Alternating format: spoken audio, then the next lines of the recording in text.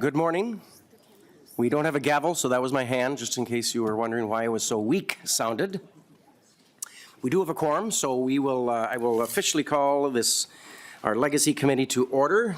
Seeing that a quorum is present, we have several members that are zooming in due to the beautiful March 5th snow day that we have here in Minnesota. So, with that said, welcome for all those who traveled the icy roads and snow roads. I'm glad you made it here safe and sound. This morning we have House File 1250, but before we do that, thank you, Ms. Zibko, we will approve, I need someone to read the minutes to make sure there's no corrections and offer an amendment to approve those. So moved, Mr. So Chair. moved by Representative Vice Scraba. Chair Scraba. Very good, thank you, Vice Chair Scraba. All in favor to approve the minutes, say aye. Aye. Opposed? Motion carries. Okay, thank you, Ms. Zibko. House File 1250, Representative Burkel, followed by Representative Lilly, will be presenting the Lessard-Sams Bill Outdoor Heritage Fund. That is a leverage of certain land for federal grant funds providing money and appropriated. So with that, I'll turn it over to you, gentlemen. Oh, yes, Representative Burkel, I believe your motion, I'm going to put words in your mouth.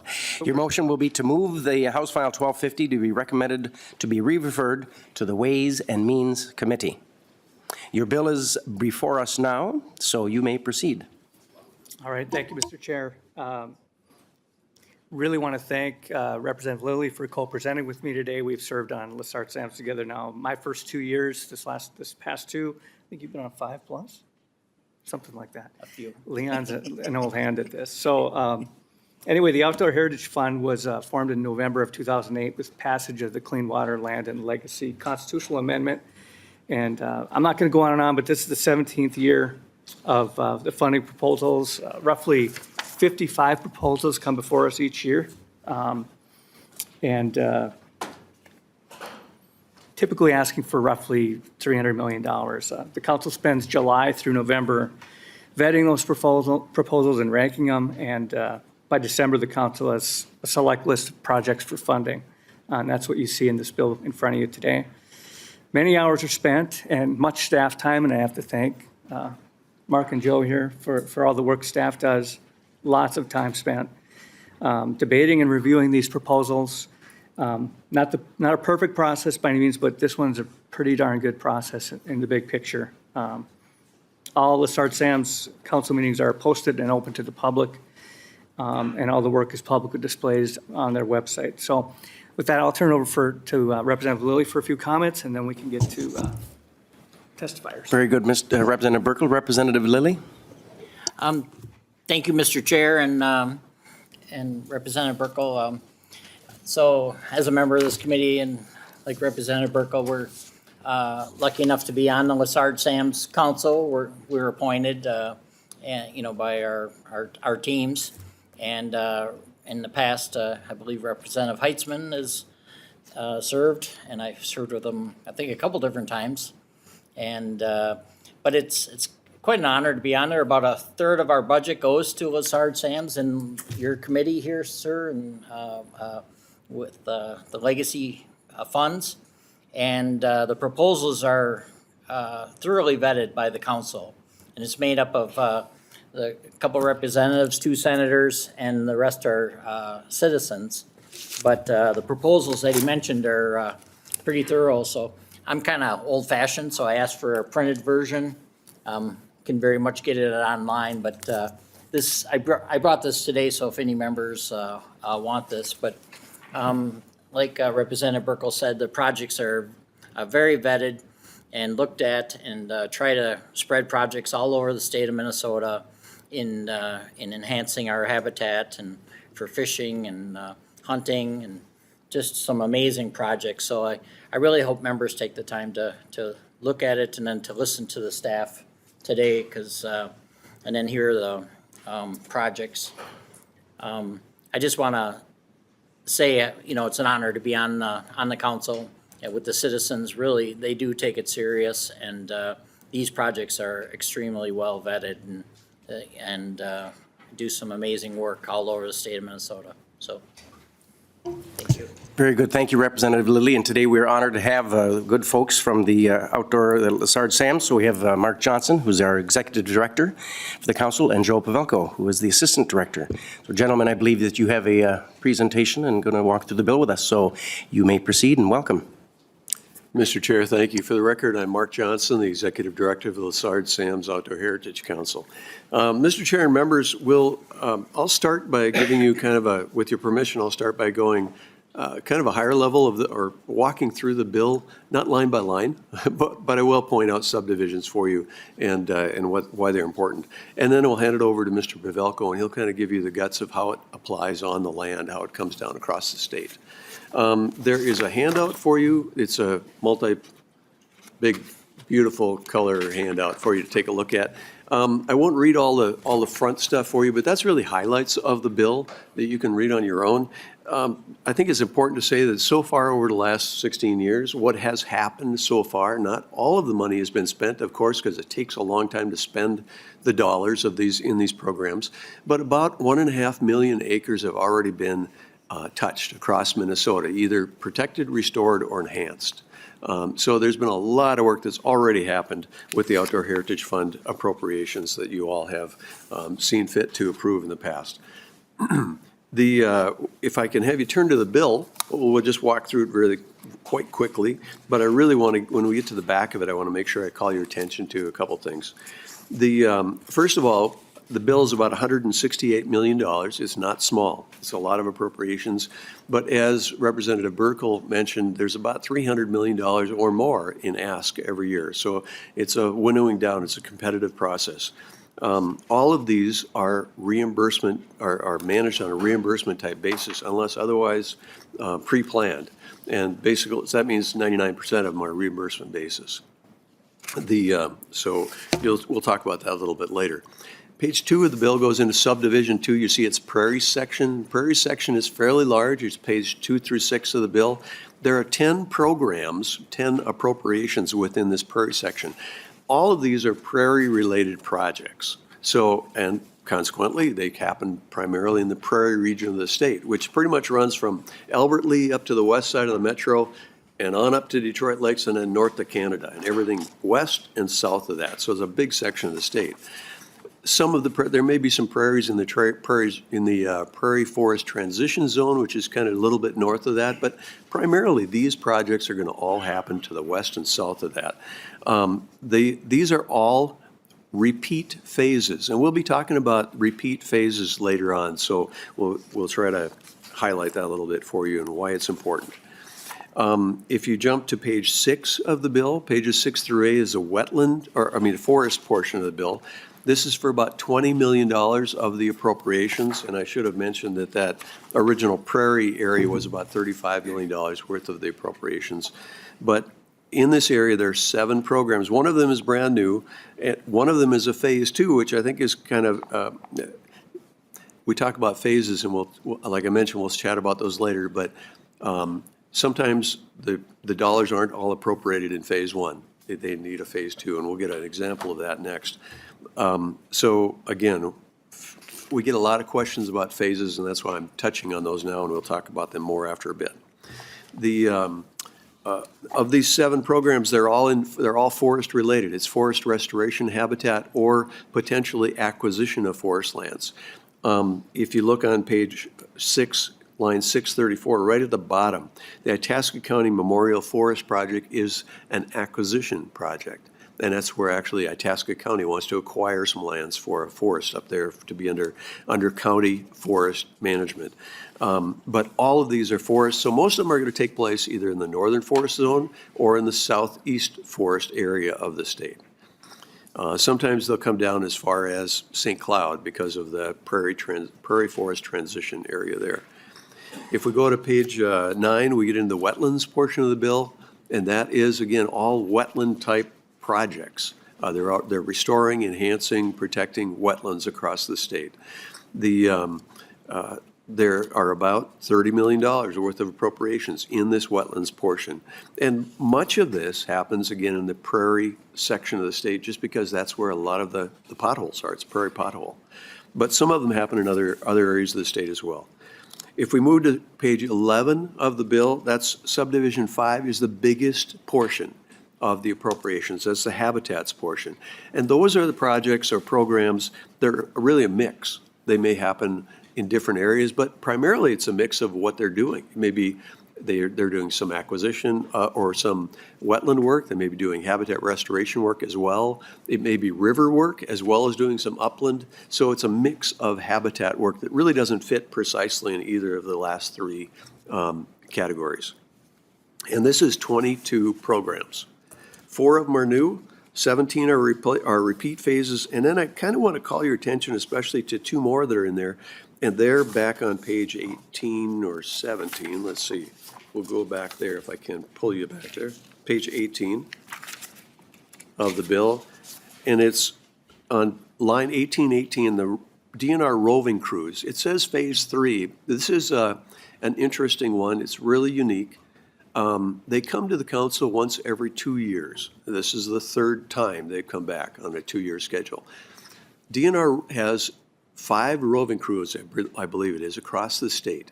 And someday it'd be wonderful to have them in here just to talk to you about what they do, although you probably won't have time. But man, they work only on outdoor heritage projects across the state. These roving crews run from anywhere from 3 to 7 people per crew. But all the work they do is strictly habitat related on public lands on outdoor heritage funded projects. So really unique in what they do. This year, or in the first year after this is passed, they will work on about 26 to 28,000 acres of public lands in Minnesota, restoring or enhancing. That's their job. The next year, they'll do the same thing. And it's, the council has looked at it and understands how valuable these crews are. That's why they've asked them to come back on a 2-year basis for funding to continue the work. And then right below that, on line 1825, is the CPL, or Conservation Partner Legacy Grant Program. That's the small grants portion of the bill, and it's done by statute. We're required, the council is required to have a small grants portion. The small grants are anywhere from $5,000 to $500,000. Those are orchestrated and managed by the DNR. So this appropriation goes right to the DNR. And DNR has a CPL coordinator, and CPL, I think it's just 1 person now or 2 people that run that program. It's $15 million. Interestingly, in this appropriation, $4 million of that is earmarked for the metro, the metro or 7-county metropolitan area, and cities with populations of 50,000 or greater. And then another $4 million is earmarked strictly for new applicants. Now, let's say you're one of those, you're a new applicant or you're a metro applicant, and that $8 million is gone. It's all used up, and you didn't get any dollars put to you. You can still apply, or your application will still go to the rest of the funds. So there's at least a couple of chances to bite at the apple. But it's an interesting project. There is a 10% match that's required by law on this, and that's in statute. I'm going to call your attention back. We won't go through them too much, but on page 20 is the subdivision 6 is administration, and that's the budget as well as contracts management, which is dollars that go to the DNR to manage these contracts, to make sure the monies are spent like they should be and the receipts are put in for the expenditures, et cetera, and then reimbursements are made.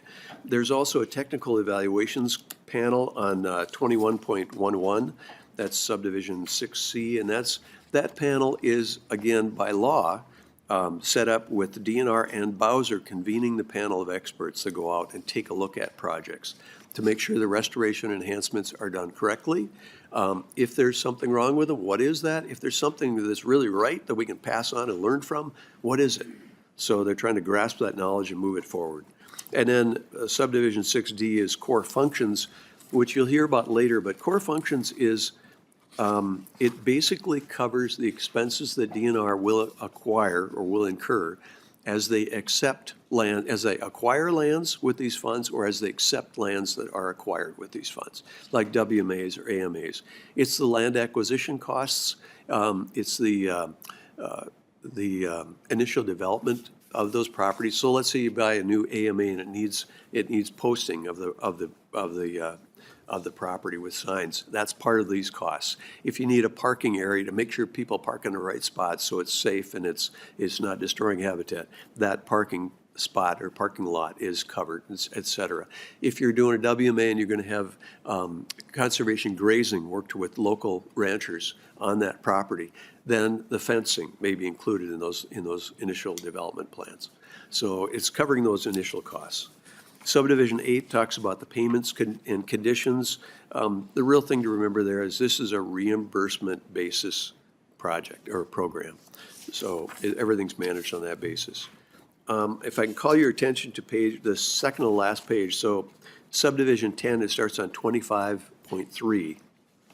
This is a carry forward section, and I want to make sure you know exactly what's happening here. Subdivision 10A is actually a one-year extension recommended by the council to ensure that pardon me, that the finalization of restoration of a metro trout stream by the Metro Big Rivers group. And that's a 2020 appropriation. It actually expires this summer, June 30th. This is a one-year extension to make sure that trout stream is completed. They think they'll have it completed this spring, but you always hedge on the side of weather. With trout stream restorations, they are not easy. So that's why the recommendation for that. Similar, subdivision 10B on 25.8 is a one-year extension to ensure completion of restoration and enhancement activities up in the St. Louis River Estuary, or the St. Louis River Restoration Initiative. Now, those are projects up in the St. Louis River Estuary. And then on paragraph C, 25.1.3, this is actually a corrective change, one that we as LSOHC staff missed. I missed it 2 years ago. It had an expiration date that was incorrect. So this merely provides the appropriate expiration date so that the Corps of Functions has the appropriate amount of time to expend their dollars. So it would be June 30th of 31. Following subdivision 11 on 25.18 is a cancellation. And remember I had mentioned the Corps Functions. This is and I'll bring it back to that in just a second, because that's where these cancellation dollars are going to be used in that core function appropriation on subdivision 6D.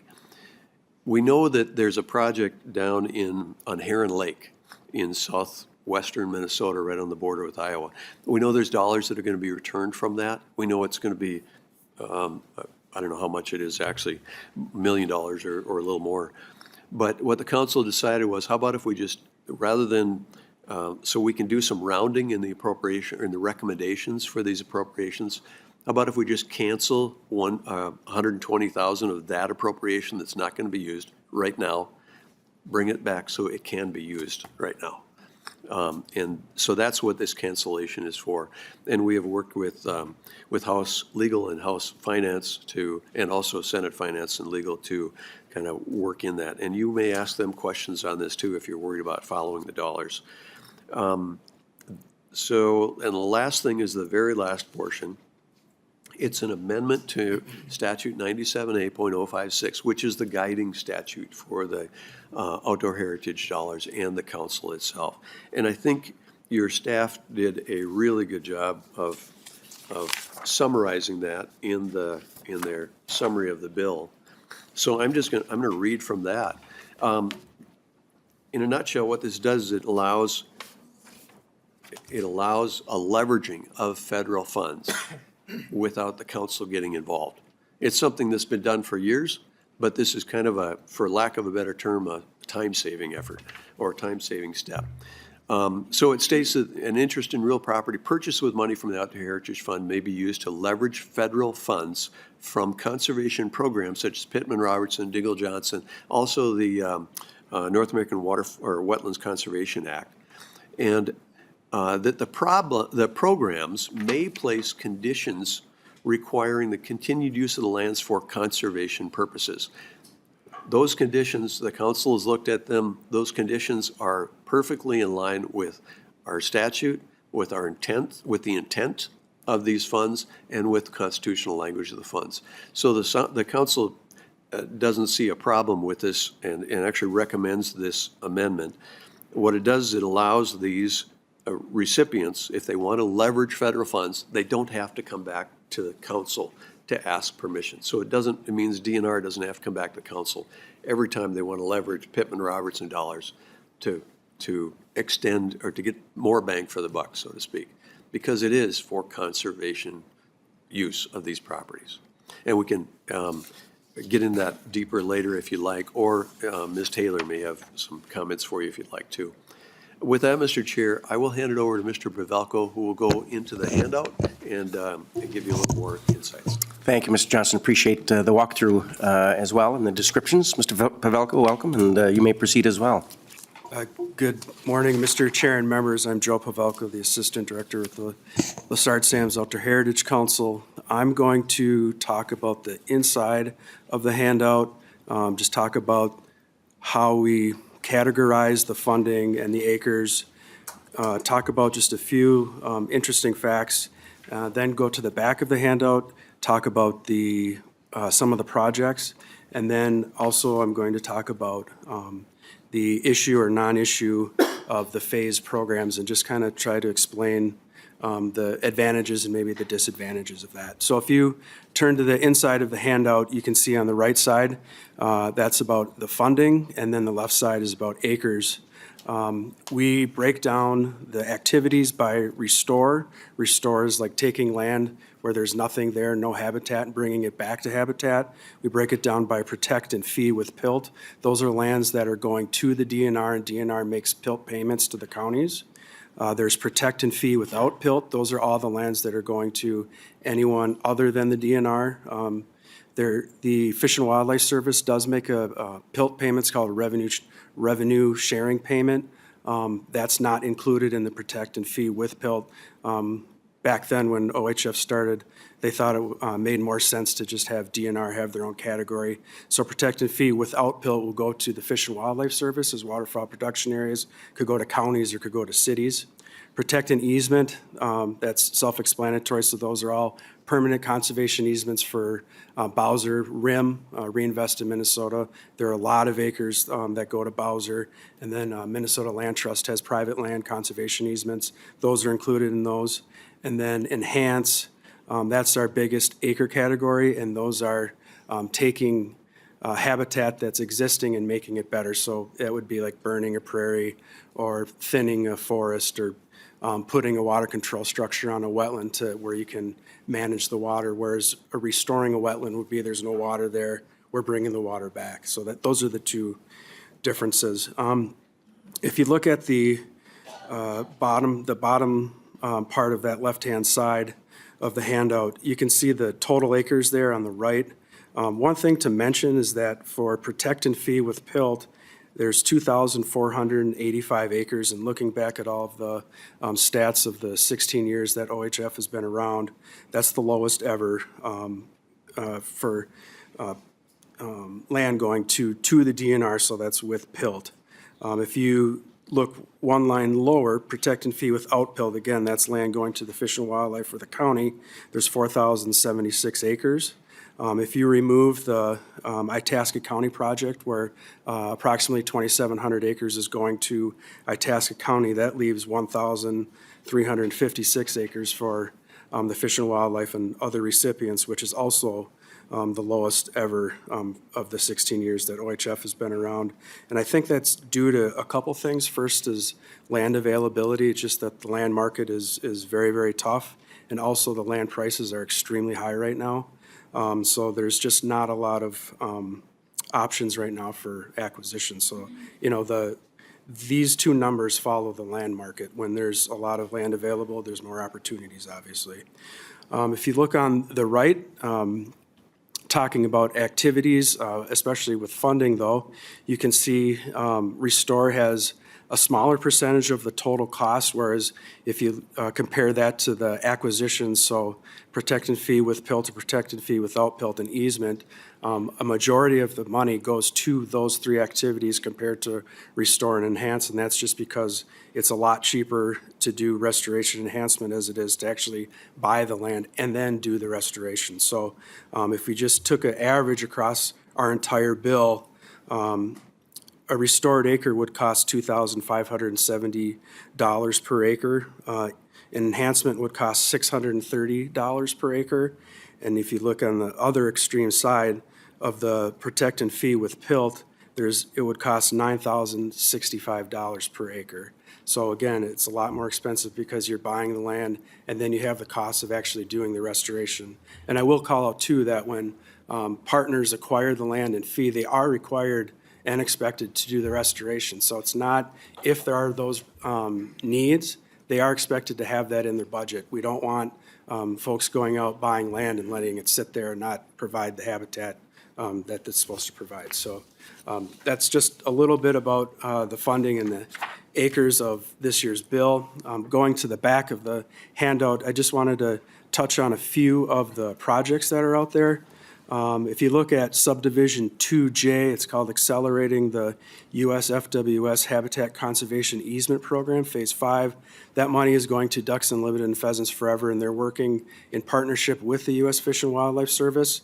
And so if you're a duck hunter and you have to buy a duck stamp, those duck stamp funds are used to acquire habitat. And interestingly, and I'm not sure why this is, but I guess it's in federal statute and law, but they can't use the duck stamp money to restore the easements that they buy. So Fish and Wildlife, these working lands easements, Fish and Wildlife will acquire the easement, and then they work with Pheasants Forever and Ducks Unlimited to do the restoration on those sites. So it's a interesting partnership. One thing to note, these are working lands, so they stay, as working land, so you can't farm them, but you can hay them and graze them, and based on what you want to do, they get paid accordingly for those permanent, and they are permanent easements. And then Ducks Unlimited will do the restorations, the wetland restorations. Pheasants Forever will do the grassland restorations. There's a lot of tree removal on the wetlands. It's interesting that when you see trees lined around a wetland where they can't grow into the water because it's too wet, but it's those trees kind of act like water pumps, and so they suck so much water out of the wetland that it kind of not drains the wetland, but it changes the type of the wetland. So a lot of work is done to remove those trees so that there's more water in the wetlands instead of having them dry and not providing as much waterfowl habitat. Mark talked about Itasca County. Just that one thing to note, they're pretty cheap acres. Itasca County will be buying those acres and they will be enrolling it into their forest land acres, so they will be working lands, forests. That property is large property, it's 2,700 acres, and it's surrounded by other public lands. So in addition to providing, the new acquisition, they're also providing access to those other acres that are around them. So it's a pretty strategic acquisition.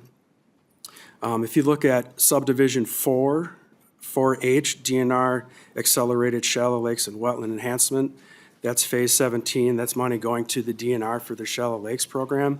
As everyone knows in this committee, that when you're working on wetlands and working with water, there's a lot of requirements that come with it, permitting and getting all the approvals and, public meetings and all that kind of stuff. And so DNR, that money goes to their staff, and they help partners and just themselves work through that process of, hey, can we even do this wetland restoration project? Is it even feasible?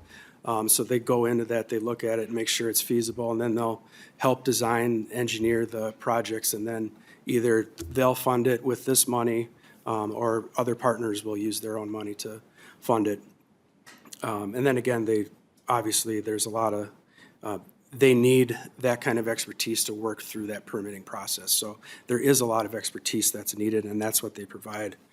One of the other cool project is the Spring Road Conservation Project. That's subdivision 5B. That's money going to the Riley Purgatory Bluff Creek Watershed District in Hennepin County and Carver County. That's a 27-acre acquisition in Hennepin County, and they're buying some bluffland property in Eden Prairie. And it's not very often that you find those types of properties in the metro, especially like Eden Prairie or Chanhassen. I'm from Chanhassen, so I've seen the property, and there are rare species out there. But one of the interesting things is that Riley Creek runs through that property, and there's a slight tinge of purple in the water, and there's not very many creeks that have a slight tinge of purple, and that's because the headwaters of Riley Creek actually flows from Paisley Park in Chanhassen. And so, as we all know, that when it rains purple in Paisley Park, and it slowly makes its way down. No, I worked on that for about 2 weeks, Mr. Chair, and so. Mr. Pavelko, that can't be true. Is that the facts? Because it's pretty cool if it is. Yeah. So those are just a few of the projects for this year's bill. There's literally thousands of projects with this money. Like I said, $150-some million. There's just a lot of work that can get done. I wanted to talk about the phased programs. So there's been questions about why is this phased? Why should the council talks about it a lot, but also, these committees talk about the phased process. And I think we should think about it like this, that the money for OHF is actually in the ground work. This money goes from here into the ground to do basically habitat construction projects, so there's not, it's pretty simple in nature. And so, you're just moving the money from the, administration part to the ground, doing lots and lots of projects. And so, at the beginning of the OHF, there was a lot of discussion about should we bring 2,000 projects to the council every year, which are kind of basically the same types of projects. It's just wetland restoration and prairie restoration and forest restoration and those different types. Should we bring 2,000 of those and have all of that administrative cost, or should we bundle them into some sort of better, neater proposal type process, and then, have less administration, less, overhead costs? So right from the beginning, the council wanted, these types of projects, these phased projects. So if you look at, let's just talk about Subdivision 2E, accelerating the wildlife management area program, Pheasants Forever. So they have many acquisition projects in that one proposal. And so if they came to us the other way, there would be maybe 20 or 30 different proposals for each individual acquisition project, plus all of the restoration projects that go along with it. So it seems to make a lot more sense to do it that way instead of, again, having thousands of applications. And then there's two different types of phase projects. There's more of a location-based, large project-based, so the St. Louis River Estuary, the council has funded that. That's pretty, pinpointed on the St. Louis Estuary. There's a whole bunch of projects within it, but they're geographically not very wide, and they're very specific to just cleaning up the St. Louis River Estuary. Whereas other projects like the one I just talked about with Pheasants Forever and their acquisition program, they're working in the entire southwest part of the state. They are location-based, and they're working to buy wildlife management areas, and those wildlife management areas have to meet certain standards, and they're looking for certain criteria when they're going out and acquiring those. So it's similar geography, very similar type projects. And the other thing too is that when you do this, you're keeping the project pipeline full.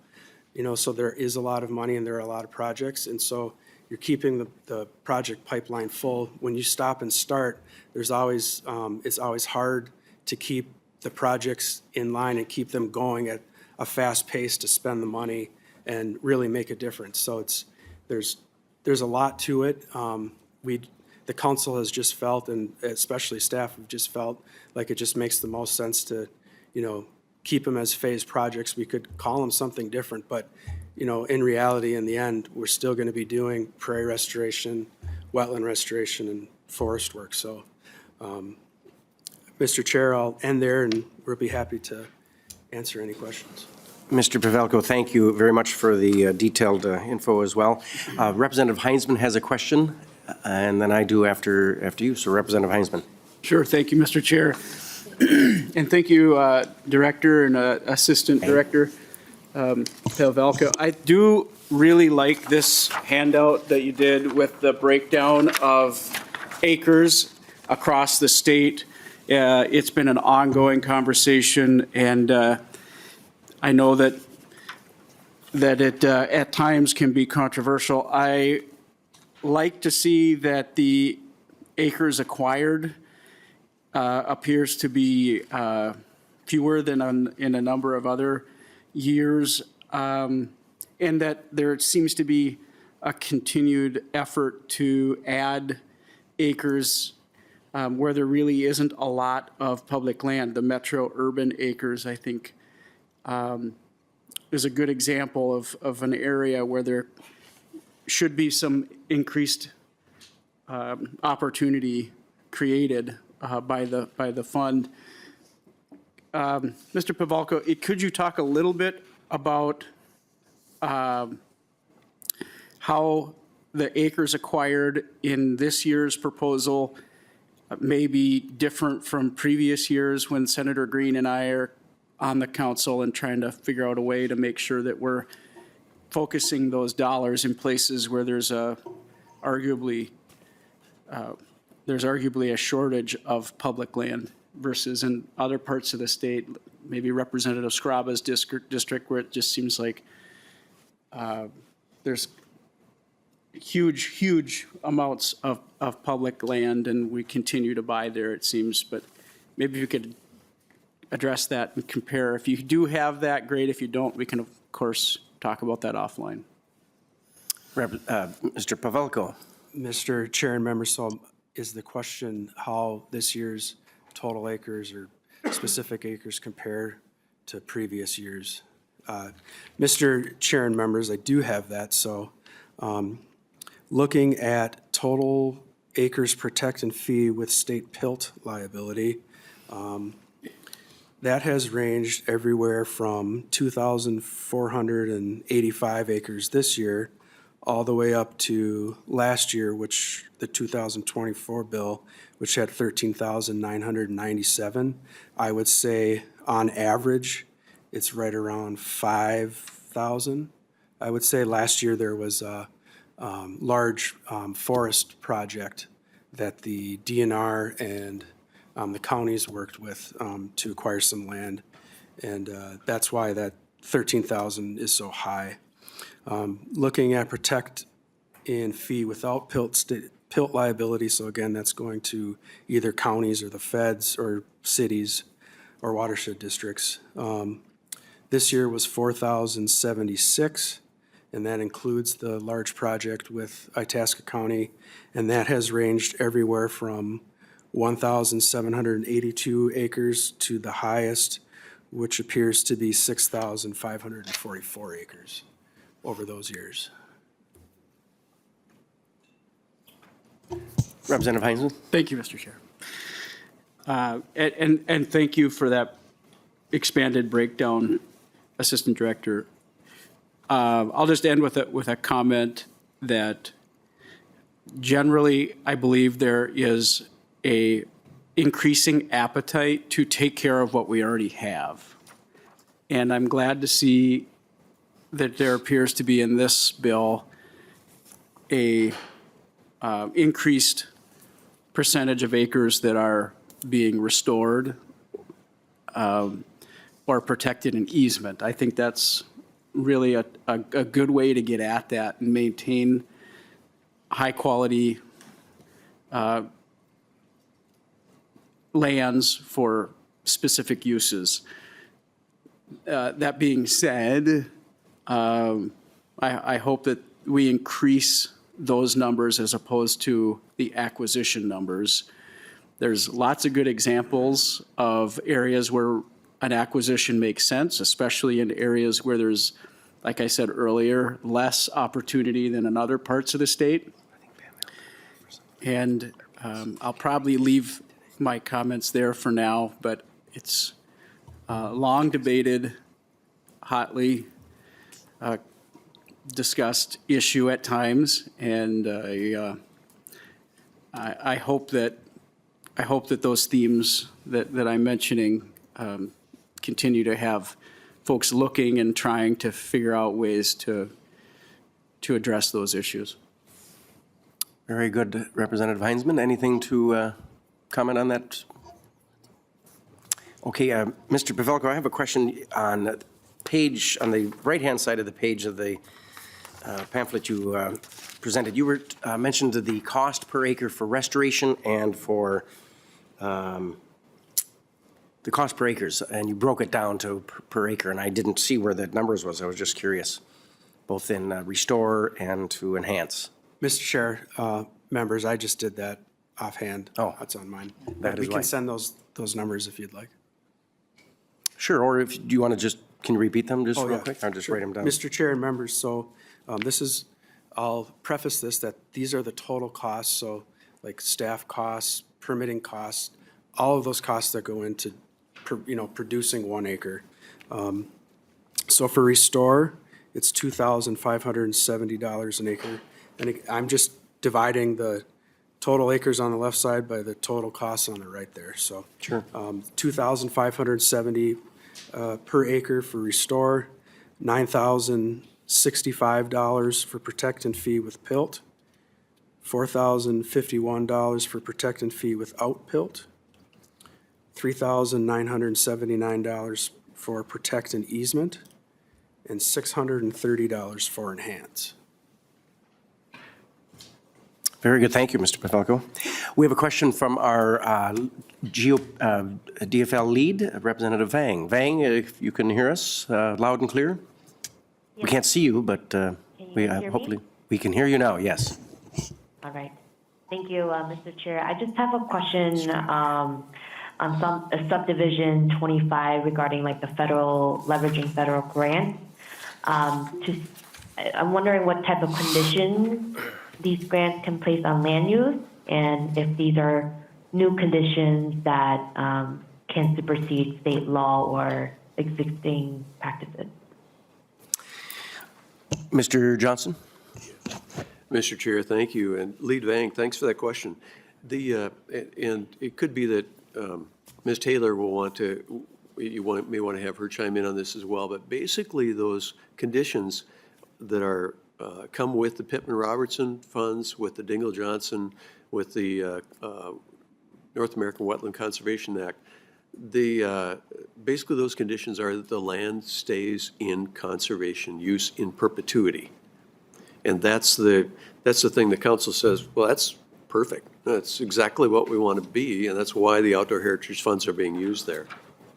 Mr. Chair, it may be good for your legal counsel to chime in if they feel that's the right response. Very good, thank you, Mr. Johnson. Ms. Taylor? Mr. Chair, members, that's basically correct. I think when Senate Council and I looked into this, technically there's a provision that wouldn't allow the state to sell the land without federal approval, and to us, we felt that was an interest that was being conveyed to the feds, which would require, under our statutes, LSOHC approval. So we thought this clarification would be best. Thank you, Ms. Taylor, that makes sense. Mr. Pavelko? Mr. Chair and members, I think the other thing to note is that it's because of the protection of the notice of funding restriction that's required in law. So if anybody acquires a parcel, they have to place a notice of funding restriction recorded on the deed. And that's the guarantee and the protection for the state's investment, that if you buy this property, it needs to stay in permanent habitat protection in perpetuity. And you can't record anything else on that deed or change the intent of the OHF without getting permission from the council and then the legislature. So some of you will see emails from me about a conversion or a conveyance, like, a road needs to be widened. That's because of that protection with the notice of funding restriction. That doesn't allow a change in that land unless it gets approved by the council and the legislature. And so that's why we're going through this, is because you can't record a federal funding restriction on that property, or probably not, without getting permission from the council. And so we're trying to work through that, knowing that both of the intent of the federal funding restrictions and the state restrictions are, they work together.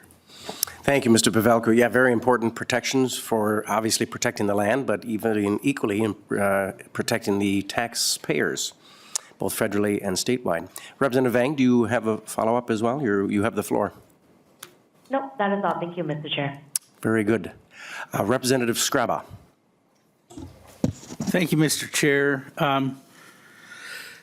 A lot of good stuff for the district I represent in here. I mean, there's some. I do have a question about the Itasca land. What's the buy-in there for? What's the purpose of the land? Mr. Chair? Oh, sorry, I was looking at the summary here. Yes, Mr. Johnson. All right, Mr. Chair and Representative Skraba, good question. That land currently is held by Boundary Waters Company, which is, it's working forest right now. They're looking at their land use projections for them are to divest of that property. They would like to see it stay in public, as a working forest. They'd like to see it be open to the public as well, because there's such a mishmash around it, such a patchwork around it of federal, state, and county lands. And in the past, those properties, some of the federal and state properties and county lands have only been accessible through easement through Boundary Waters Company land. So this would allow that to, allow better access to those properties. The county is planning on keeping it, as they want to call it, their memorial forest, but it's going to be in county ownership. The county will use it as working lands. They will be timberlands, and they're going to be managing for, depending on the type of property, type of soil types, and type of timber, I'm sure they're going to be managing it appropriate to the silviculture methods necessary. Vice Chair Skraba. Thank you, Chair. Following up on that, are there any private property owners that use that land for easement to get to them? Mr. Johnson. Mr. Chair and Representative Skraba, my understanding is no. I might be wrong, but even so, a private landowner would still be able to access their properties then as it's county ownership. Vice Chair Skraba. Thank you, Mr. Chair. In northern Minnesota, sometimes having land like that keeps the public out, which the private property owner likes. But now if it's going to go public, does it affect their way of use of land? I can probably talk to the land manager of Itasca County, get better idea on that. But do you have any idea what the net loss of taxes are to the county or the state on those, when those private lands are, or is the Boundary Waters Company a nonprofit? Mr. Johnson. Mr. Chair, Representative Skraba, the Boundary Waters Company is not a nonprofit. They have been paying taxes on those properties. It's been commercial timberlands. I don't know that rate. I did hear at one point, but I don't remember the amount. There was something else you mentioned in that I was going to respond to, but I missed it.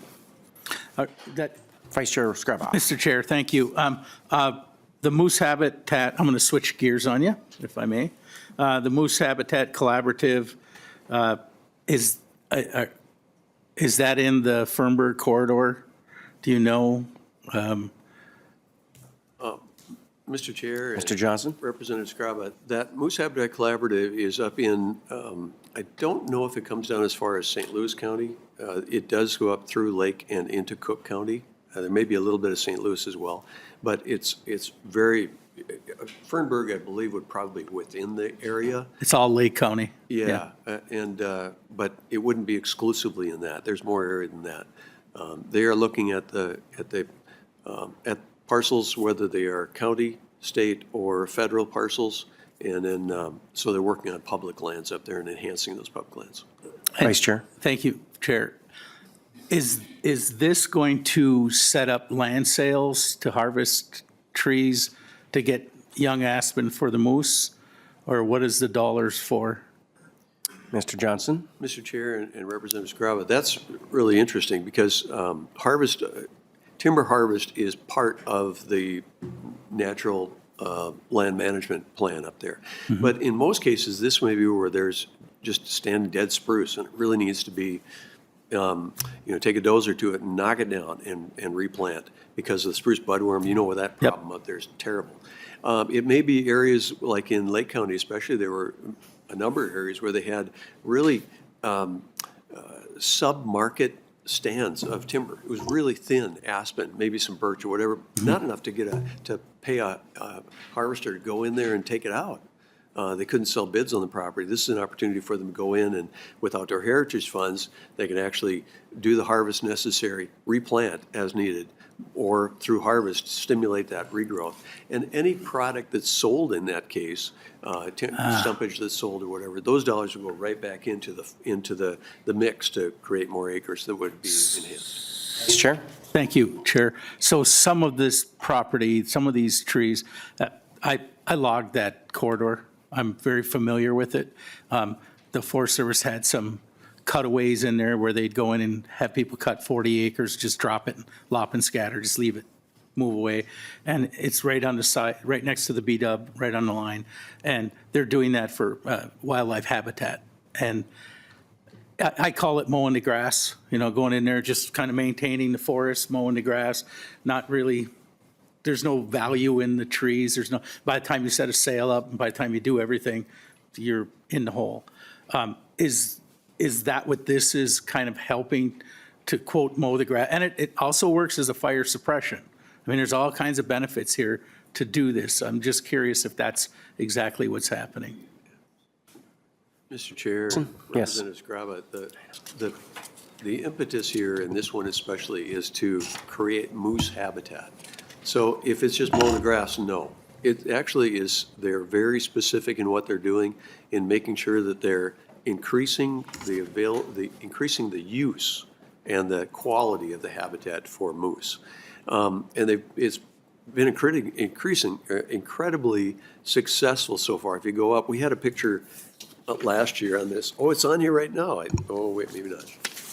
On the bottom of yours, do you have on the lower left-hand of the front, do you have a picture of, you don't? I got ducks. All right, and then we moved it off. This must be the earlier method He has a moose. model, but it's an area that they had done for moose, and there's just moose tracks like crazy going up into it in the snow. The fish or the Superior National Forest has been a really good partner on this and looking at specifically what's the habitat that needs to be there. How can we enhance it for moose? Fire is one of the things that on the fed lands is a larger use and that they're trying to implement. Unfortunately, the weather dictates that. So there are years that they can't even get it done or the crews get pulled out west. But they're using all of the tools to increase the habitat primarily for moose. And to final up. Vice Chair. Final up. And the reason I bring up the Fernbrig is I did log that. And when we were logging, there were hundreds of moose in there. And every time it would come to the spring breakup, we'd be rushing to get going, and the moose were just literally walking around us. They didn't care that we were there because all that food was there for them. And it does work. It can work. And the sales down the road that we couldn't cut were all the federal spruce, and they were getting everything out. So I'm hoping that everything goes well as planned. And I just want to say thank you for working with the Lake Superior on the trout rivers, that sort of thing. It's a big deal for a lot of folks on the North Shore for that. So I appreciate working on that. And with that, Mr. Chair, I'm good. Thank you. Very good. Thank you, Vice Chair Scraba. Any other questions? Oh, Representative Hiltsley. Thank you so much, Chair. Thank you so much to Representative Burkel and Lily for this. And as I continue to gain more knowledge in this space, so bear with me, I have about 3 questions.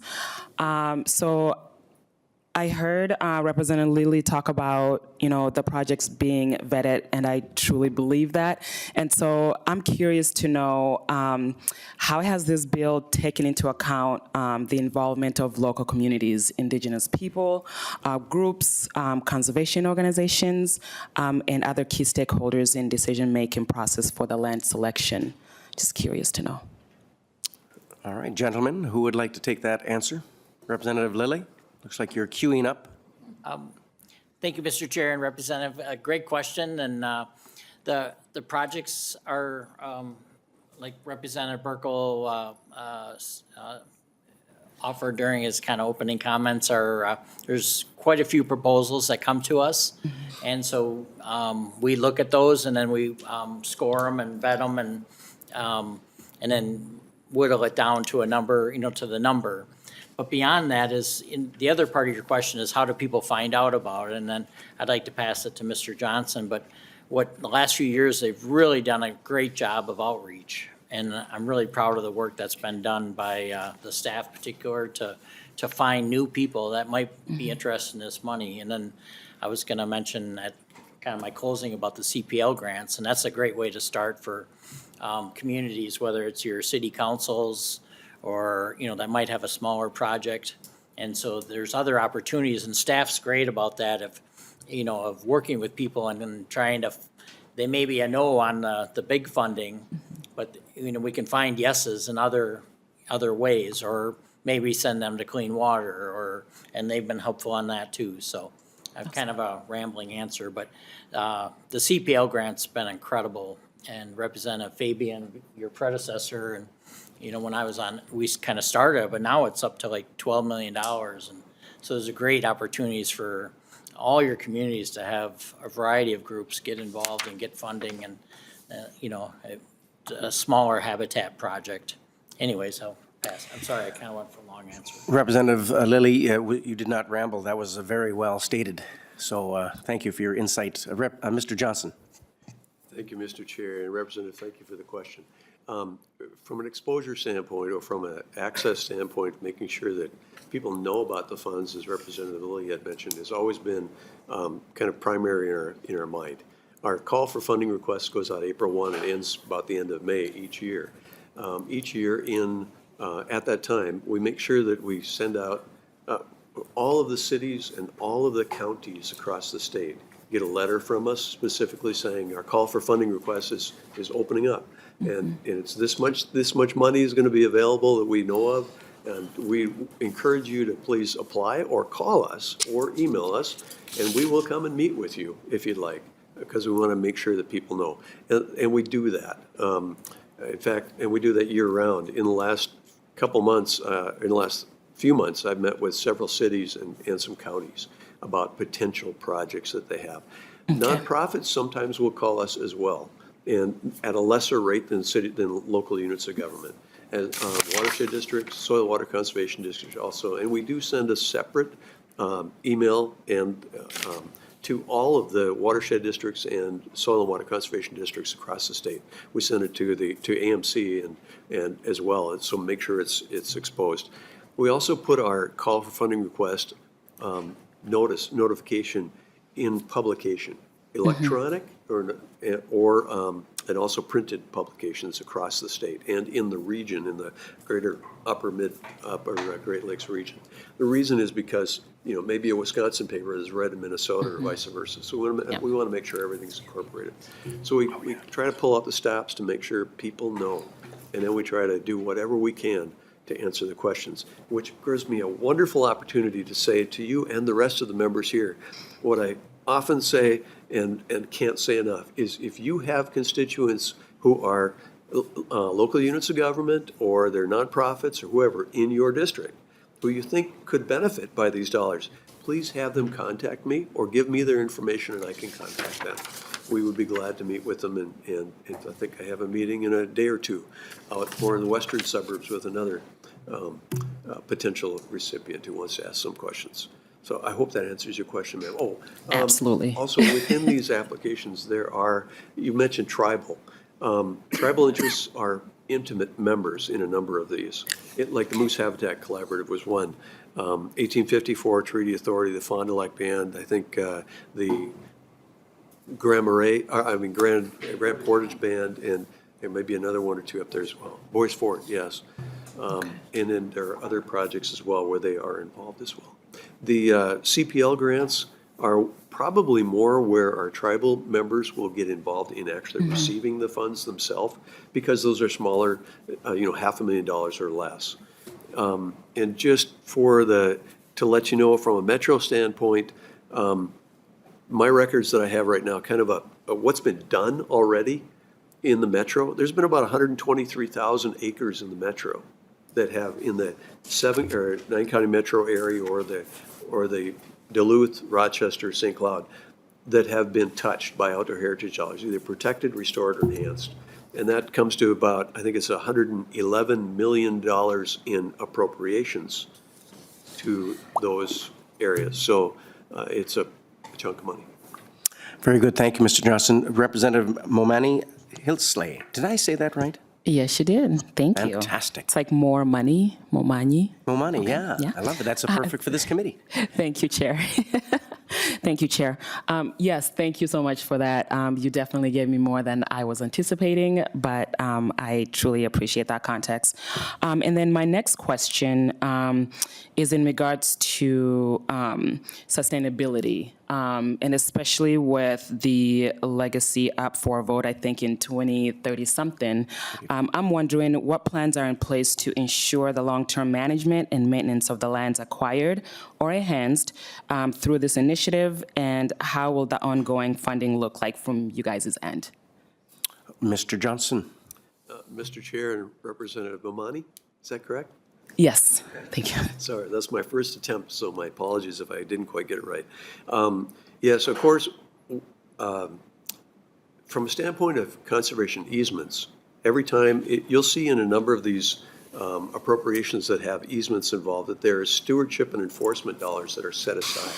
Those monies go into a funds or into accounts that are held in perpetuity, so that those easements can be managed or monitored and enforced if necessary in perpetuity, either by like the Minnesota Land Trust or by the DNR or by Bowser. So that's kind of that from a sustainability of the easement standpoint, making sure that they're being sustained moving forward. For state lands that are acquired, it's up to the state to continue those forward. While there are funds coming through from Outdoor Heritage, while this Outdoor Heritage, these funds are available, these funds are used through the roving crews and others to help to manage those properties moving forward. What's going to happen in 2034 when the fund expires? I'm sure there are people that hope that it will be extended. I'm sure there are people that hope that it will not. But, that's, everybody gets their choice. I'm a nonpartisan staff, so I actually can't weigh in one side or the other for that. I'll be retired by then, I sure hope. But that's hopefully long before then. So maybe I'll be involved in it then, but right now I'm nonpartisan staff, ma'am. Thank you. Representative Momani Hilsley. A last question for the group here. So thank you, Chair. And then lastly, I think about the association with federal grants. And so I'm wondering what potential risks are associated with leveraging state lands for federal grants? That's what I meant to say. And have you thought about, how to address this, if there are any that you guys see? Mr. Johnson. Mr. Chair, Representative, thanks. Interesting question. I think Mr. Pavelko hit it pretty well in the head a little bit ago, that when, let's say, when the North American Waterfowl Conservation Act dollars are leveraged to a WMA enhancement, the notice of funding restriction that's on that property with outdoor heritage funds already says these lands have to stay in conservation in perpetuity.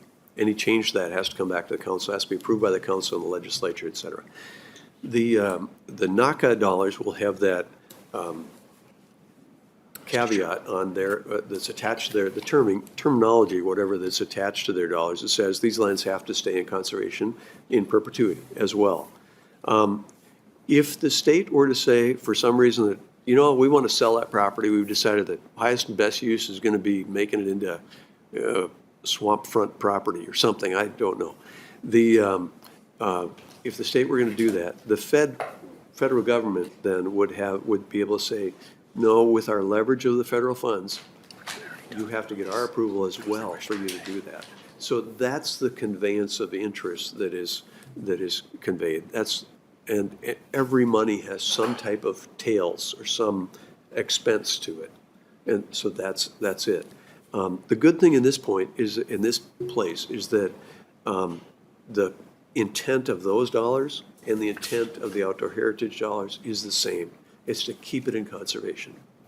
And if there were a reasonable expectation for changing the purpose, I think the feds would probably look at it the same, and the feds would say, now you got to replace it somewhere else, as is another part of their leverage. Okay, members, we do have another bill, but there are a few more questions, so let's just keep it more cogent if you can, and for our testifiers as well. Representative Chaw. Thank you, Chair. Just a simple question. Uh-oh. How would you guys rate the conditions or of our wetlands and prairie forest habitat in Minnesota? Like if we're, are there a lot of areas we're behind it, or are we doing enough, or are there areas we can do more in? All right. Mr. Pavelko, you look like the lucky winner here. Mr. Chair and members, that is such an easy question.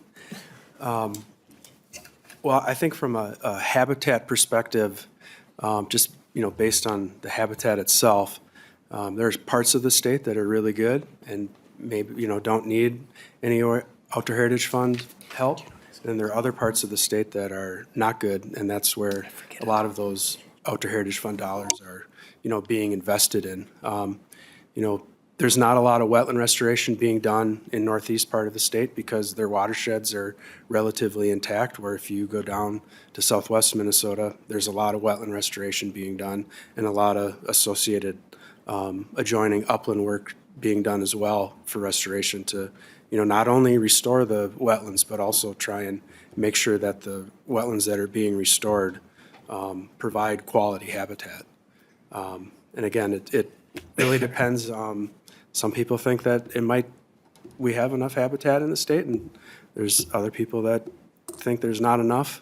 I will also, actually, Mr. Chair, that's, it really is a perspective based on, obviously species and location of state and different things, but I'd say it varies across the state. Very good. Representative Shaw, a follow-up? Well, thanks for the answer, and I appreciate what this committee does, and continue to take care of Minnesota. Thank you. So at this point, Representative Burkel and Representative Lilly, do you have any closing remarks before I close it out with a vote? Yes, thank you, Mr. Chair and members.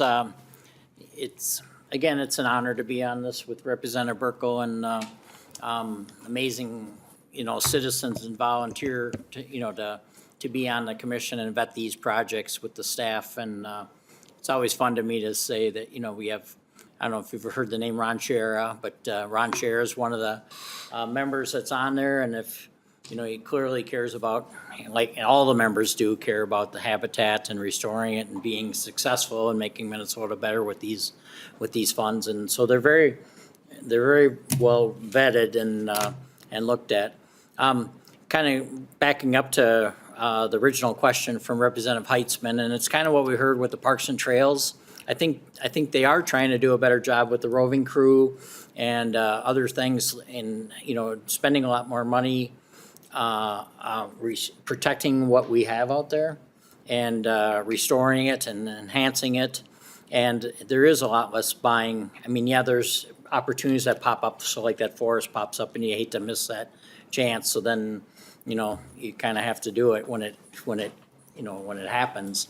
But there is a lot more money, and I believe the council has really listened and moved the needle to invest a lot more in the prairie parts of the state than I think earlier on. It was a lot more in Representative Scraba's district, and quite honestly, they're not wrong. It was heavily skewed that way, and I think they've really made an effort to hear the legislators and to spread it around, and we are a big state.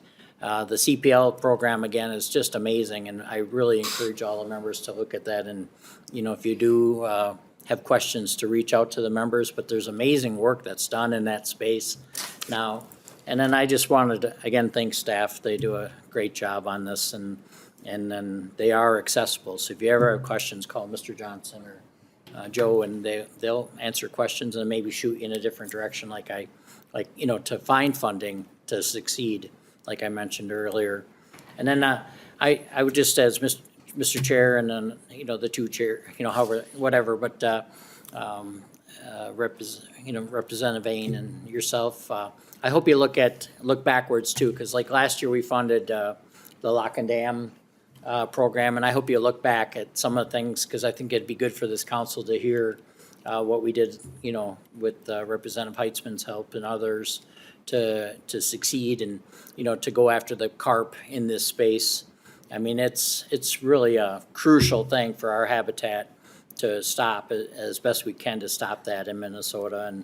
And we kind of did that with these funds last year, and I hope you kind of look at that for the future. Sorry. Very good. Representative Lilly. Representative Burkel. Thank you, Mr. Chair, and I'll make things quick here, but do want to chime in on the staff and the invasive carp comment. Very good comment there, Representative Lilly. So just quickly, this year's package was unanimously approved by the Lessard Sam's Council, and I think what we've presented to you is worthy of support, and so I'll just renew my motion to re-refer this to Ways and Means. Very good. Thank you, gentlemen, for the presentation. Very transparent, and being a critic for the legacy funds from the beginning. On outdoor heritage, Lessard Sam's being one of my top on the list. I've been like a sponge the last month or so, absorbing what you've done and meeting with you outside of the chambers in the meeting as well. And I think it's evident that you're doing great work, and these programs are vetted, and we trust and see with our own eyes and ears how good they are. Just real quickly, before we take the vote, Mr. Pavelko is helping us out in Wright County on some preservation, restoration, and habitat preservation, so they are very willing to help and with districts that need it, and get this money out to Minnesota. And if you haven't watched Home Minnesota Bound with Ron Schera, turn the TV on. He does a wonderful job, he and his daughter. So I think that's all I had at this point, because we do have the Historical Society to present with us. Mr. Chair? And to whom are we listening to? This is Vang. Lee, yes. Representative Sorry, Vang. my apologies, Mr. Chair. I just Yes. wanted to ask you real quick, if you can state the intent of the bill pathway before we take the vote? Yes, I was just about to do that, Representative Vang. Thank you. Representative Burkel renews his motion that House File 1250 be recommended to be re-referred to the fine Committee of Ways and Means. And we will be taking a roll call since there's some folks on the Zoom, so we all know who voted what. So with that in mind, the clerk will take the roll. Chair McDonald? Aye. Vice Chair Scraba? Aye. Representative Burkel? Aye. Representative Cha? Aye. Representative DePel?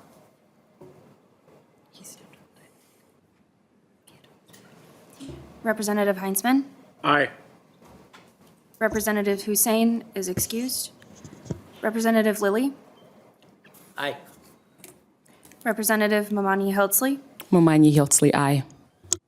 Representative Olson? Aye. Representative Shong? Shong votes aye.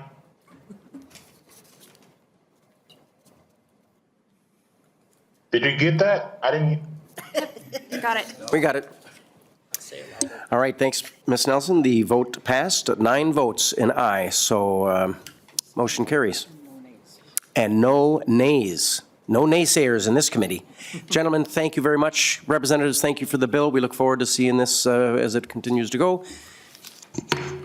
Thank you, Mr. Chair. I guess I didn't have to slam that. Okay.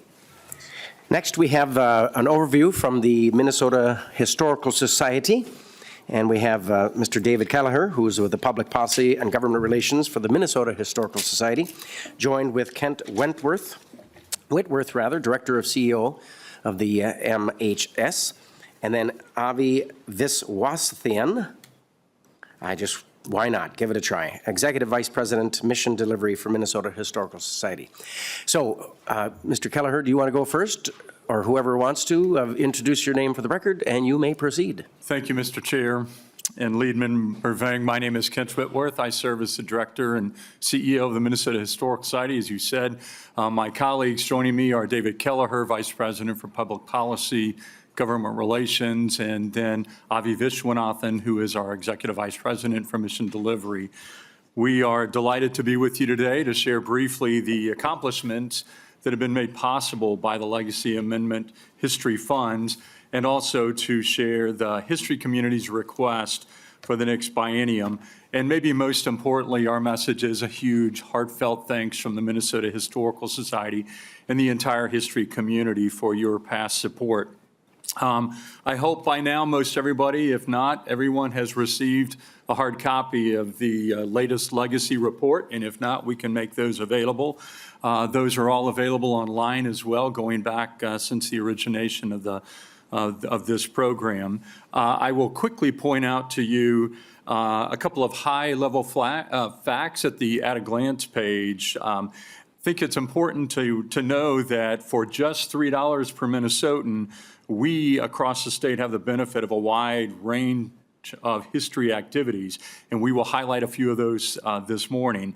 Another thing I'd like to touch on, the ROI, the return on investment, which is right at 100%. So for every history legacy dollar invested, Minnesota receives a $2 return on that investment, which obviously directly benefits the state and local economies. Certainly, Minnesota Historical Society does not do this work alone, and you see just a list of the Minnesota History Coalition that carries out this work. And you may have had the opportunity to interact with a number of members of our coalition last week at History Matters Day, our 19th annual History Matters Day. And with that, I will hand off to Mr. Kelleher to talk a little bit about the model, the structure for these history legacy funds. Thank you. Mr. Kelleher. Thank you, Mr. Chair, Lead Vang, members of the committee, David Kelleher, Minnesota Historical Society. Wanted to show you how legacy history funds are structured in appropriations bills in years past. And this image, of course, starts with the language that's in the Minnesota Constitution to preserve Minnesota's history and cultural heritage. And of course, we think that that's pretty cool to have the words to preserve Minnesota's history in the Constitution. From there, you make appropriations for these purposes. And in years past, you have structured that in the way that's shown on this outline. We'll spend a fair chunk of our time this morning talking about the grants program, the statewide historical and cultural heritage grants. The next grouping is statewide programs, and those are things that are run by the Minnesota Historical Society. There's a category for statewide history partnerships, and this is where organizations can work together to accomplish a history project and contribute either financial resources or expertise and come together and learn from each other. And we'll spend just a minute on each of those. The fourth and fifth are the Archaeological Survey and the Minnesota Digital Library. So this chart is included in your report as well, and this shows the appropriations that were made in the last biennium for each of these project areas. We'll start with the grants program, the statewide historical and cultural heritage grant program. This is a competitive grants program. It's reviewed by a citizen committee, volunteers from around the state who bring their expertise in the reviews of the applications. We have successfully administered 3,400 grants over the life of the Legacy Amendment, and those have gone to all 87 counties across the state. And these are for things, history programs such as museum collections and the environments in which they live, public programs, exhibits, and then preserving historic structures. And you see on this image, the Tower, Minnesota Fire Hall Preservation Project is one of the grants. The grants program is broken up into small grants, $10,000 or less, and large grants over $10,000. The small grants are available 3 to 4 times a year, and the large grants once a year. Same words, different pictures. On this image, you can see the Delano Village Hall received a couple of grants, and you can see sort of the before and after picture where they did some work on the exterior, and the current grant for that project is to improve accessibility with an elevator and some other improvements to make sure that that building is accessible to all. Mr. Chair, you can see here an image of the Historic Resources Advisory Committee. That's the volunteer citizen group, 15 members, that makes recommendations for the grant applications. They bring that to the Minnesota Historical Society's governing board, the executive council, and they bring their expertise in areas such as historic preservation, archaeology, local history, museum work, and archival work. In 2024, the Historic Resources Advisory Committee members contributed more than 500 hours. They read every application. There's an online program, and they deliberate just like you do, or the Lessard Sam's Outdoor Heritage Council, on what the best projects are. They score the projects, and you can see in this image, they're having a look at the spreadsheet up on the big screen and make those tough decisions. There's usually a 2-to-1 ratio of applications to dollars available, so they make the tough decisions for us. Included in your booklet is a map of the state of Minnesota that shows the grants in a couple of different ways. This image is the number of grants by county, and this image is the dollars per capita by county. This is over the life of the Legacy Amendment. 998 different organizations in all 87 counties have received grants. And since the life of the Legacy Amendment, $83 million have been distributed to history organizations, but other organizations that you might not think of as primarily a history organization, but they're doing history work. Mr. Chair, we're going to spend a little bit of time, and in the interest of time, I'll go through this very quickly, but I know the legislature this year is spending a lot of time on grants management. We are happy to talk about how we do this work in whatever detail you like offline, and maybe not right now today, but we think that we do a very thorough job in reviewing the applications and monitoring those grants after they go through. This diagram shows the life of a grant from an idea through consultation with the grants office, application process and reviews, and then, as we described earlier, the Historic Resources Advisory Committee, and then finally a grant agreement and monitoring. So a couple of highlights. Our grants office produces a grants manual for each of the grants programs, and this is the manual for legacy programs that it lists categories and all the requirements that grantees have to follow.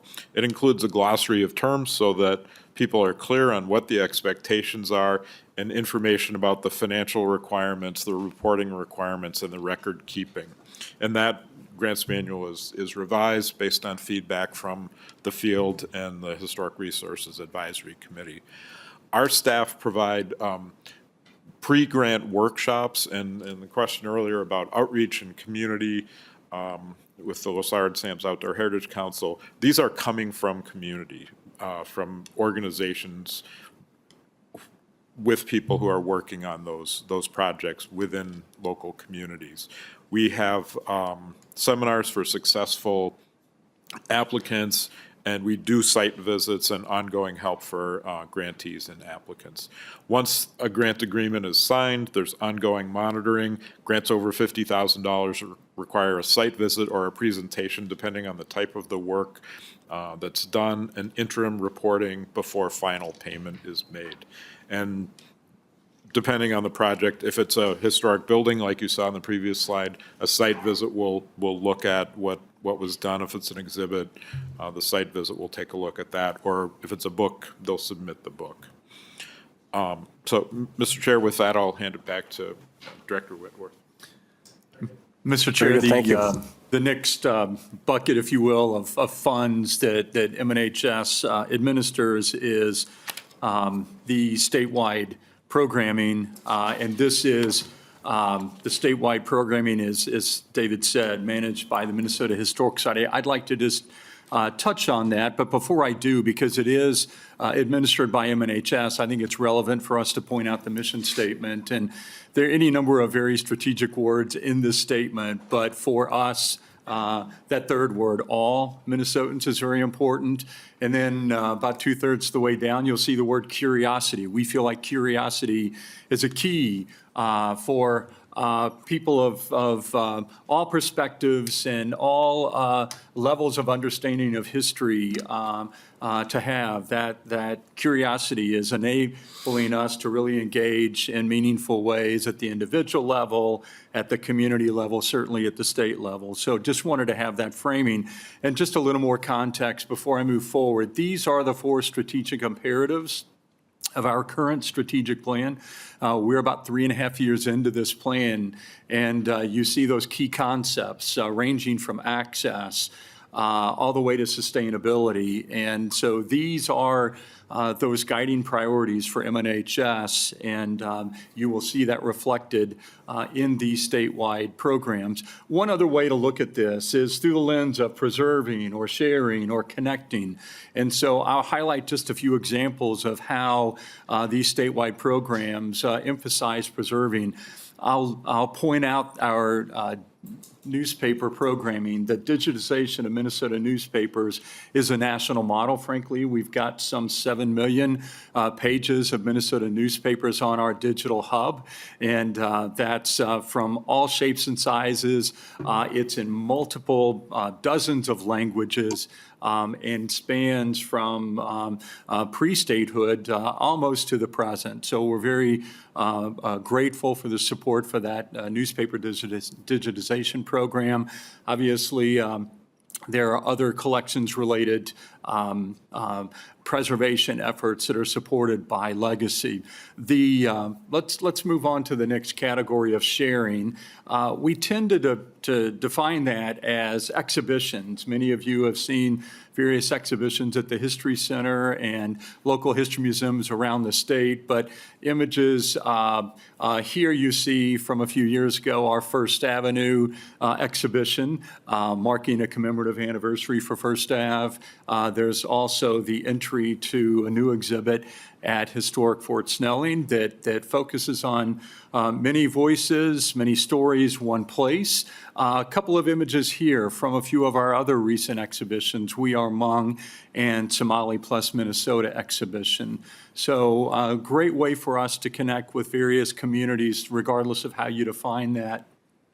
That third lens through which you might think about our statewide history programming is connecting. And here we tend to lean into the work that we do with formal education, particularly K-12, where you see everything from curriculum development to support for field trips to remove barriers so that so classes can come, whether it's the admission fee or the transportation cost. And we also have programs that are aimed at high school and undergraduates. And I'll just point out that at MNHS, we've got some 4-legged colleagues that help deliver history experiences to the people of Minnesota and beyond. And you see one of the draft horses there from Forest History Center in Grand Rapids, Minnesota, and we've been able to build out that horse program thanks in part to the Legacy program.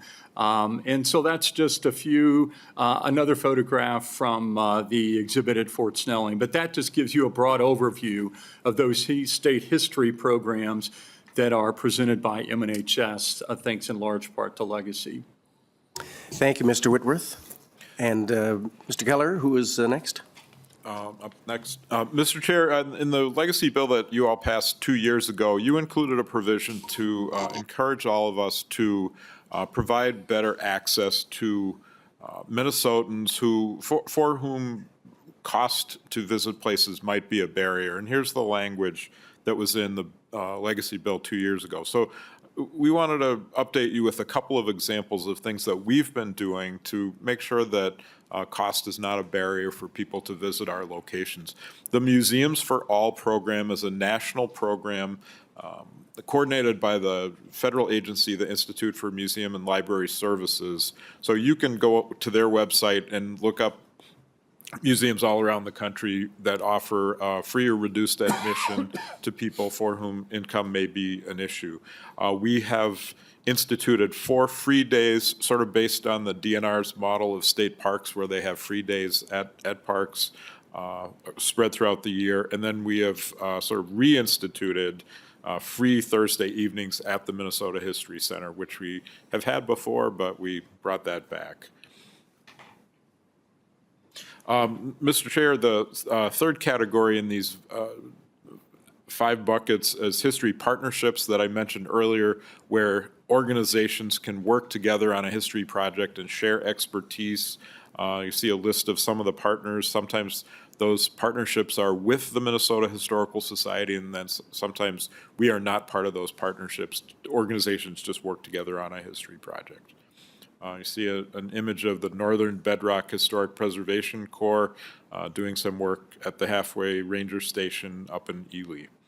The Archaeological Survey mentioned earlier, and the Digital Library, go through that. Avi's up next. Thank you. Very good. Mr. Vishwanathan. Thank you, Mr. Chair, members of the committee. I'm going to speak to one specific grant program that we administered last year through a one-time appropriation from the legislature to commemorate 50 years of Southeast Asians in Minnesota. We were appropriated $400,000 for that grant program. We received 37 applications that were reviewed by our HRAC committee with requests around $2 million.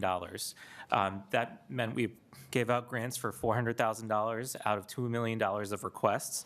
That made this particular, and 11 grantees selected, that made this particular grant program the most selective that we have operated at the Minnesota Historical Society, with roughly 20% of the requested funds being allocated in grants and under 30% of the applications being awarded grants. In addition to those 11 grantees, in order to make sure that all Southeast Asian communities were included in these in the grants that were given or funds that were given from the Historical Society, we entered into partnership agreements similar to the history partnerships that David just spoke to with organizations from the Vietnamese, Lao, and Cambodian communities as well. So we were able to use history partnership funding and also Special Guerrilla Unit veterans. So we were able to use partnership funds to supplement the $400,000 to be able to be inclusive of all of our different communities. And that work will take place during the course of this year and includes oral history projects, storytelling to make sure that those communities that don't have written stories have an opportunity, exhibit banners, and other things that will live on past this 50th anniversary. So, Mr. Chair, I now present to you in this slide the request from the Minnesota Historical Society and Minnesota's history community for the upcoming biennium. You see the totals there for historic and cultural grants, the competitive grant program. The request is for the biennium $26 million. We have the same number for statewide history programs, 26 million.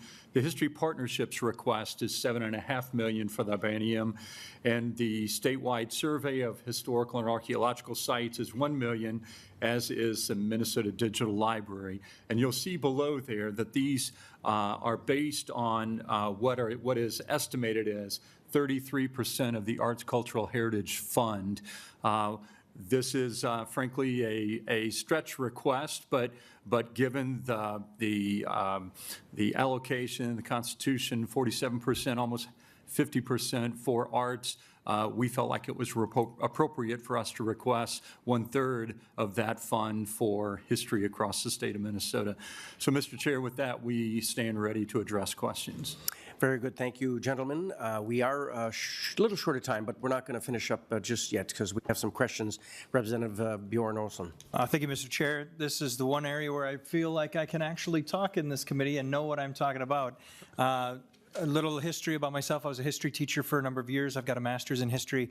And the interesting thing that I want to make sure that the Minnesota Historical Society continues to move forward in is the concept that my students had no idea what color my political campaign sign was until it was out on the lawn. In class, I would equally discuss both sides of an issue and make sure that I tried to thread a very fine needle. It's important that as a state agency or as a society, we ensure that all arguments are provided and the individual who's receiving the information has the ability to determine for themselves what the right side of each issue is. And I know it's really difficult in history to present all sides in a fair and accurate way. Well, with that being said, I want to commend you on some of the work you've done, especially the digitization of all this information.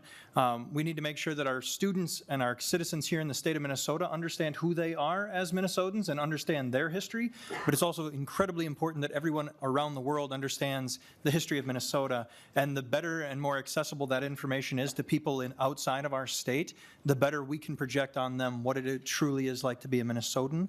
I know when I was writing my 135-page thesis, it was very beneficial when I was able to go online and find access to information in Virginia without actually having to go to Virginia. But then when I would go to a website in Pennsylvania and try and find a piece of information from them, I would have had to go to Pennsylvania to read the letter from the individual, and it was just not possible. So the better we are of pushing Minnesotans' history out there, the better. So I really commend you on that. I couldn't agree more, Representative Olsen. Thank you. Representative Chaw. Keep it brief, Chair. Thank you. First of all, thank you to this committee and its member in regards to the funds that were appropriate for the 50th anniversary of Southeast Asian in the state of Minnesota. All history is important, but I'm going to speak in regards to my heritage and history in the state of Minnesota because I think that's very important. It's important because to be a Hmong American, Minnesota is the best place to be, and I think it's the only place to be if you're a Hmong American. It's the only state where you will see that you will have 3 senators and 6 House members who are of Hmong descent. And that's something to say for. I want to thank Director Kent and your team on working with the legislator in regards to these grants. I wish we had more money, but, and that's the case for all the programs. That means a lot to all of us. And so I want to thank you for the work and your team and the sensitivity and understanding, communities, the work that you put into it. So I really appreciate that.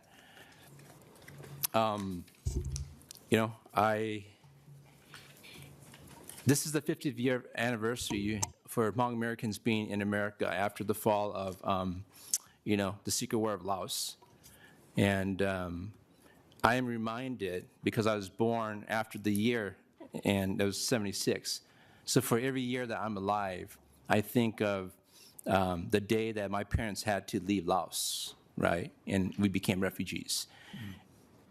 And what's important and significant in regards to the history and the heritage for Hmong Americans in Minnesota is that this is all that we have left.